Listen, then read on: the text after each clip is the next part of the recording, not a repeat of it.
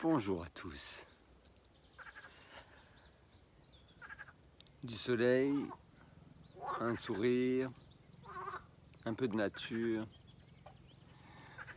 Je vous envoie ce matin une grande salutation du cœur, en écho avec nos amis les grenouilles.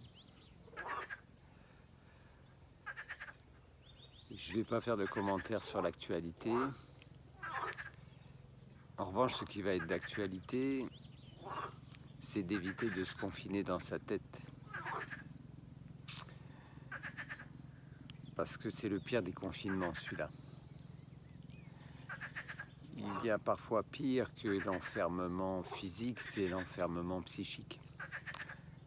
Mais l'un pouvant nourrir l'autre et vice-versa,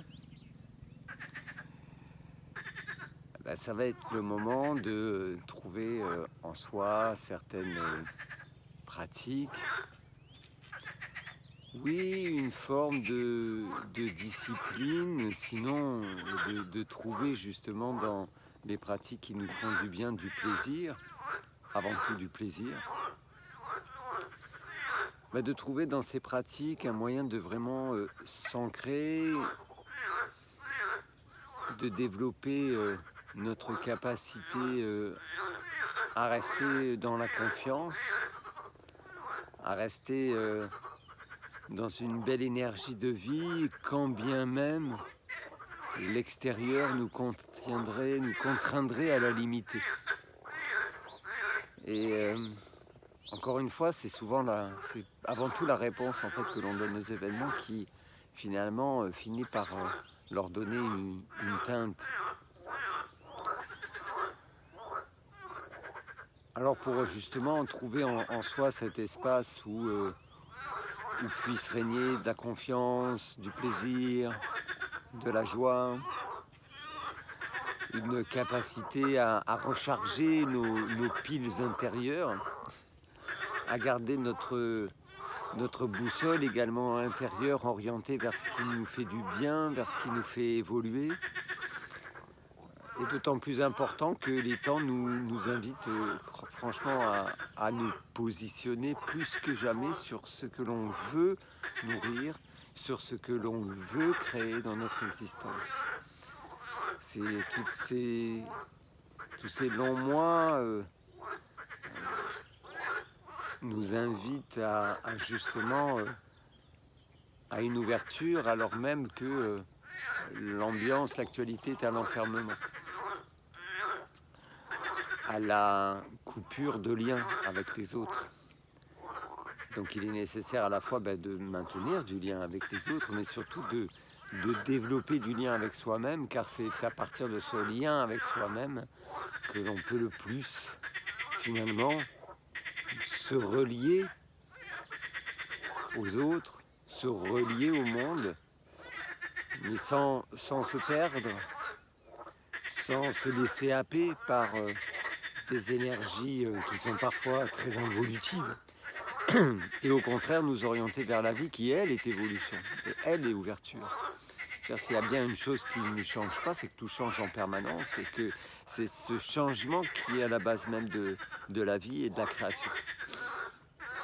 Donc à nous de le cultiver, et il y a des outils quand même assez simples, et celui de déjà commencer à se poser dans une simple respiration douce et tranquille, c'est vraiment un premier pas, outre toutes les techniques qu'on peut vous proposer, notamment dans l'espace en soi, des techniques de méditation, des techniques de relaxation, de sophrologie, et qui sont à la base, on va dire, qui forment une base à l'exploration de soi-même pour pouvoir aller justement en profondeur, à la fois toucher ce qui a besoin d'être transformé, trouver les ressources pour les transformer, et cultiver notre ouverture. La base, c'est de commencer à respirer, de simplement et tranquillement fermer les yeux et de se mettre juste à l'écoute. compris s'il y a du bruit autour comme des grenouilles. De faire avec, justement, de respirer avec ce qui est, avec ce qui se présente.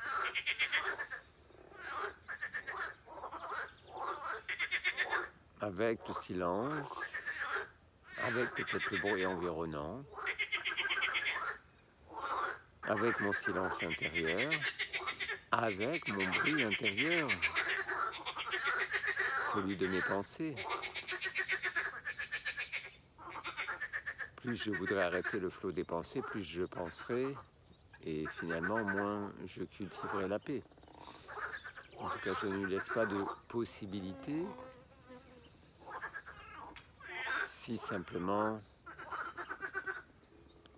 je me pose dans mon souffle et que je prête attention avant tout à mon souffle.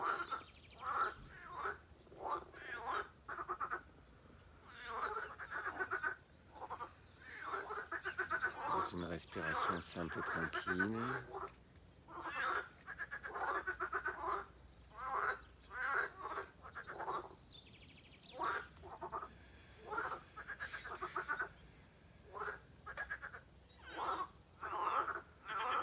La respiration apaisante se fait par une expire 2 fois plus longue que l'inspire.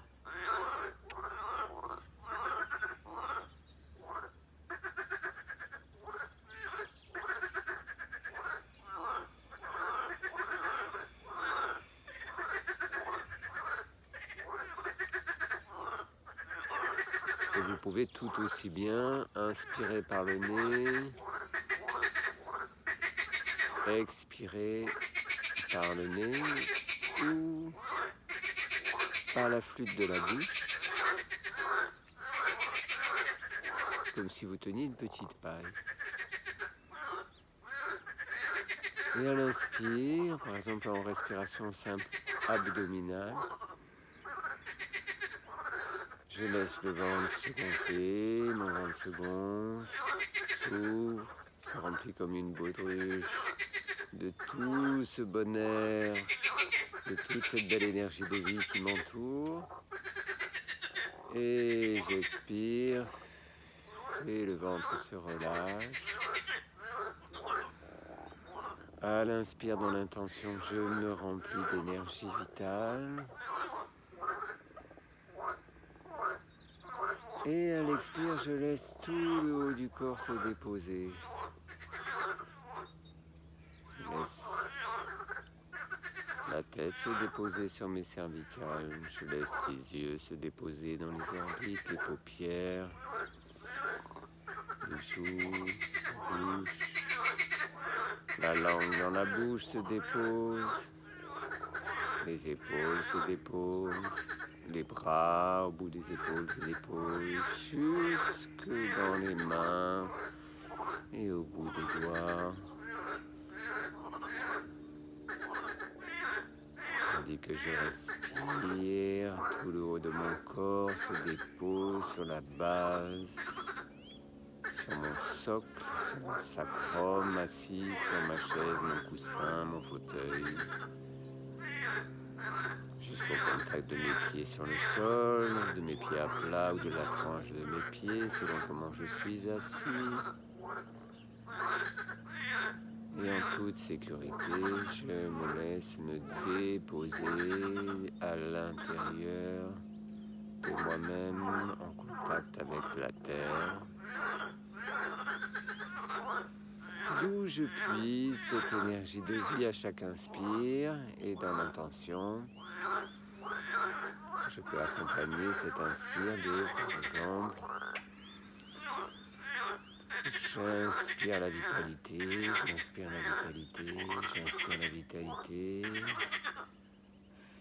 j'inspire la confiance, j'inspire la confiance, j'inspire la confiance, j'expire les doutes, j'expire les doutes, j'expire les doutes à l'extérieur. J'inspire la confiance, j'inspire la confiance, j'inspire la confiance. J'inspire la confiance, je l'expire maintenant dans mon cœur, dans mon bassin, dans tout mon corps, dans tout là où je sens le besoin de ce socle de confiance intérieure. Voilà, quelques respirations et liées juste en toute simplicité. La respiration, ça prend 5 minutes, 3 minutes. Il y a toujours le temps, voire surtout en ce moment. J'ai échangé hier avec une personne que j'ai la chance d'accompagner et qui disait au départ que si elle ne pouvait pas faire justement de pratique, notamment c'était le sport, c'était entre guillemets à cause du manque de temps, de la fatigue, etc., du travail, des enfants. Et en tirant le fil, en fait, il ne s'agissait pas du tout de cela. Ça, c'était des petits arrangements avec soi-même, des petites stratégies tout à fait justifiables, mais inconscientes, pour éviter, en fait, de toucher la véritable raison, la croyance qui faisait que finalement, elle ne s'accordait pas assez de temps pour se faire du bien à elle-même. Et en fait, de toute façon, s'accorder du temps, faire des choses qui nous font du bien, que ce style de respirer, de faire du yoga, du tai chi, d'aller se promener dans un parc, dans la forêt, d'aller courir près d'une rivière, embrasser un arbre, faire un gâteau, ce qui vous nourrit, ce qui vous fait du bien. C'est quand même le plus important puisque c'est avec nous-mêmes et c'est avec notre corps, notre physicalité, notre chair que nous allons vivre chaque jour jusqu'au dernier de nos jours dans cette expérience de la vie.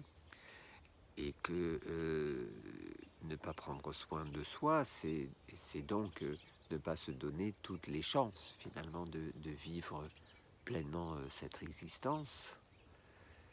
Et que c'est pour ça que nous devons être la première cible de notre attention, parce que sans cela, sans cette attention-là, eh bien, nous ne sommes pas suffisamment présents et disponibles pour être dans ce que légitimement nous cherchons le plus, à savoir finalement la relation avec les autres, beaucoup l'amour des autres, la reconnaissance des autres, enfin, tout ce qu'on va mettre, tout ce qu'on va puiser de l'extérieur pour pouvoir se nourrir de l'intérieur et souvent en cela compenser des manques.